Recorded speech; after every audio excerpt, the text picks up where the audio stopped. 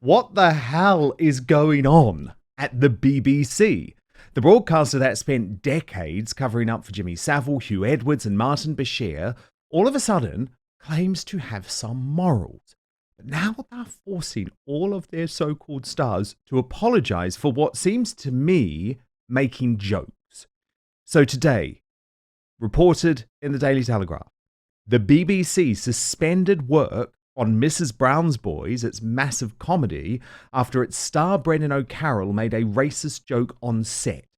Working on the sitcom's Christmas special was paused following complaints by cast and crew members after the comedian is understood to have used an offensive term during a read-through. Now, he issued a hostage video apology, telling the Daily Mirror, which first broke the story. At a read-through of the Mrs. Brown's Boys Christmas special, there was a clumsy attempt at a joke where a racial term was implied. It backfired and caused offence, which I deeply regret, and for now, which I have apologised. Then we move on to the bizarre case of Strictly Come Dancing, which has been mired in all sorts of scandal over the past few weeks. And over the weekend, the Welsh opera singer Wyn Evans and Katia Jones were made to give a hostage video apology by BBC bosses after these on-screen events. Watch. Shortly after our final couple has performed, and you don't have too much longer to wait. Well done, Tess. Well done. We were screaming up here. We should explain that is so far out of your comfort zone. Hi, everybody. Hi, everyone. It's Wyn and Cassie here. We just wanted to say we were just messing around in the auditorium on Saturday night and just want to say sorry. It was a silly joke. Yeah, sorry. And then the BBC insisted that Katia, the woman there, that she really was right to apologise after being touched up on live TV. Watch. I need to make something crystal clear. The hand incident that happened on Saturday night was a very silly inside joke between Wyn and I. So even the idea that it made me feel uncomfortable or offended me in any way is complete nonsense. It's quite absurd, actually. And now Gregg Wallace is apologising for a joke that he made 6 years ago. Here's the report from The Sun. Gregg Wallace's future on MasterChef was under fire last night after it emerged he was probed over inappropriate sexual comments to a female BBC staffer. Bosses rapped the host in 2018 for taking off his top and bragging about romps we can reveal for the first time. He was also accused of being rude and insulting to women on a different show in 2023. Last week, the BBC pledged to clean up bad behaviour, but an insider questioned why Wallace was allowed to stay on the flagship cookery show despite allegations about his conduct. The BBC will now face fresh questions as to why the 59-year-old was kept on, despite its vow to clean up its workplace culture after a string of scandals. Insiders told The Sun concerns were raised about his behaviour 6 years ago when he was accused of making inappropriate sexual comments to a female staffer on BBC game show Impossible Celebrities. He was hauled into a meeting after claims he boasted about his sex life and took off his top in front of the woman, mortifying members of the production team. Wallace was then hit by allegations last year that he spoke to women in a derogatory manner while filming BBC's Inside the 6 years ago, he made a joke and he took his top off. Wallace has actually refused to back down, though, insisting he never said anything sexual out of respect for his wife of 12 years. But seriously, Gawain Towler, what is insane about this to me is that the BBC, an organisation that covered up for paedophiles like Jimmy Savile, and the not so distant past, Hugh Edwards very, very recently, is now so captured by offence culture and wokery that we have these constant apologies, which are actually meaningless, aren't they? I will admit that I don't watch any of these shows. I didn't. Me either. I don't know Mrs. Brown's Boys. I never watched it. I'm fascinated by that one because there's an implied. He didn't actually say something that was bad. He implied something. I don't understand. I think the thin-skinnedness of all this baffles me. you've got a couple of, and it's the classic hurty words, hurty acts. Hurty acts are covered up. Hurty words we can deal with. And in the case of the Strictly stuff, as far as again, not a program I've ever watched, but as far as I understand, Wyn Davis, sorry, his most famous persona is a slightly buffoonish character. And to me, it was those two doing a buffoony thing. You notice the next second, she's holding his hand without any discomfort at all. And there's this ha-ha stuff in the background. To me, it's clearly, okay, from a casual observer, you go, whoop, and point the finger and go, look at that. But if she says she's happy, that surely should be the end of it. End, period. I'm not 100% sure. I think the first one was a hostage video. I think the second one is, for goodness sake, take my word for it. Just a lot of you go away. I'm a mate. And we were joking about. Just take my word for it. So I think that one could be squared away. And it plays to his persona and all the rest of it as that slightly buffoony go compare man. Gregg Wallace, these are hurty words are serious. Hurty acts can be covered up. And I think that is a problem across.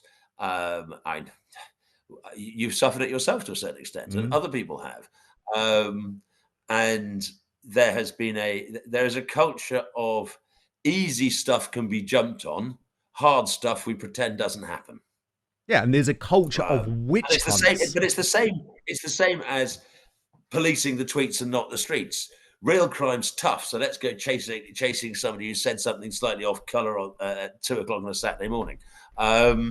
It seems to me that the focus of society, driven by the media, sadly, is the facile and the thin crust at the top of things, rather than actually digging into some of the nasty stuff that happens beneath. It's because the problem is that if you were working at the BBC now, you would feel that you couldn't make a joke. I mean, that is literally where we're at. But the BBC has actually been responsible for some terrible things. I mean, when they were obviously for years and years and years so anti-Brexit and were so desperate to do down anyone who voted to leave as some sort of racist. And of course, they had lots of egg on their face, which they admitted after the vote. But you obviously had to deal with them a lot, and Nigel would still appear on the BBC a lot. So what's your personal view of the BBC? But first, it is the best time of year, guys and girls. Football is back. So we're talking Premier League in the UK and the US, NFL Sundays and college football Saturdays. And with that comes the glorious grind of fantasy football lineups. You know, it's where your inner manager comes alive. I'm usually quite terrible at setting the perfect roster, but it's always good fun. But what I have to say is that while you're over here making sure your fantasy team is dialed in, don't let your personal grooming become the guy that gets left on the bench, because let's be honest, no one wants to fumble their grooming routine. So that's where Manscaped's Performance Package 5.0 Ultra comes in, acting as your all-in-one grooming playbook. From keeping things sharp down below with the Lawnmower 5.0 Ultra to taking care of those rogue ear and nose hairs with the Weed Whacker 2.0, this is the lineup that will keep you looking and feeling like a champ on and off the field. It will help you feel clean, confident, and ready to dominate your fantasy league. So, let me tell you about these incredible products. The Lawnmower 5.0 Ultra Groin and Body Hair Trimmer is the franchise player of your grooming roster. With precise trimming capabilities, it's reliable, efficient, and gets the job done without fumbling. Whether it's for date night, a weekend tailgate, or just everyday grooming, this is the tool you want on your squad. And then no one wants a surprise ear or nose hair making a guest appearance on game day, so the Weed Whacker 2.0 handles those details like a pro, keeping you neat and ready to go. No missed tackles in your grooming game. The Performance Package 5.0, though, comes with 2 free gifts today. This is so exciting. The Boxers 2.0 Midnight Bravo and the Shed 2.0 Toiletry Bag, premium gear to ensure you're always ready for action, whether at home or on the road. So join the 10 million men worldwide, including me, who trust Manscaped, and get ready for kickoff by heading over to manscaped.com. outspoken.com. Use the coupon code Outspoken. You just have to use the code Outspoken and you'll get 20% off and free shipping. Trust me, you'll be drafting the real MVP of grooming this season. So let me repeat it, www.manscaped.com. Use the code Outspoken when you check out for 20% off and free shipping. Stay on top of your grooming game and be ready for anything this season throws your way. I think it's a mistake I do think it's a mistake to say the BBC. The BBC is a greater empire than the British Empire ever was. There are so many different aspects of it, so many different programs, so many different channels, so I think to say the BBC is a mistake. I think there are certain programs where that was true and other programs where it's not. Sadly, local radio is being put to the sword at present, but local radio is always a lot fairer than certain aspects of national news. I think right now they've got an excellent political editor. I know him very well, and I've no idea how he votes, but I've been drunk with him on numerous occasions. So I think it's wrong to say that the BBC is biased or a BBC is like that.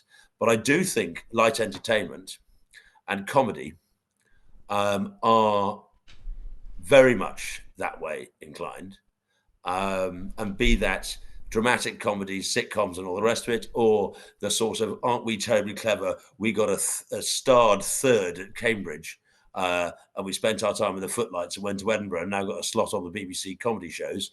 That lot, they think it's funny. Nigel Farage, she's just like some nasty German. Ho ho ho ho ho! Aren't we witty? It's boring. It's dull. It's predictable. And it's no longer any fun. Well, Joe Brand joked about throwing battery acid over Nigel Farage. Yeah. And she wasn't, she wasn't sanctioned at all. I actually had to fix my waistcoat because I was laughing so hard when she said that. Me and thousands of other people around the country, peals of laughter, peals. No, it's just tedious. Should it be censored? No.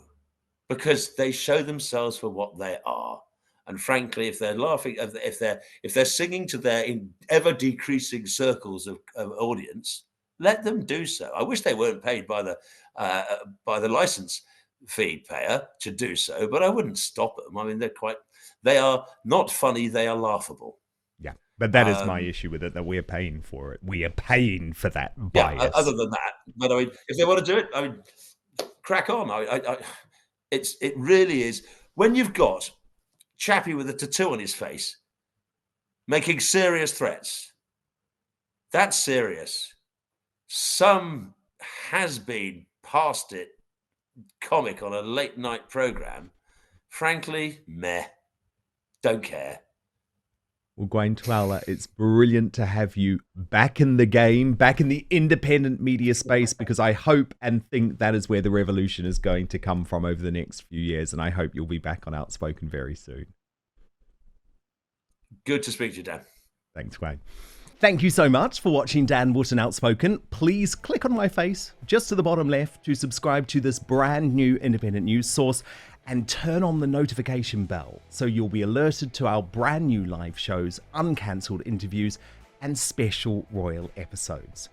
Outspoken is also now available as a podcast, so you can listen to the show every weekday on the go, wherever you are.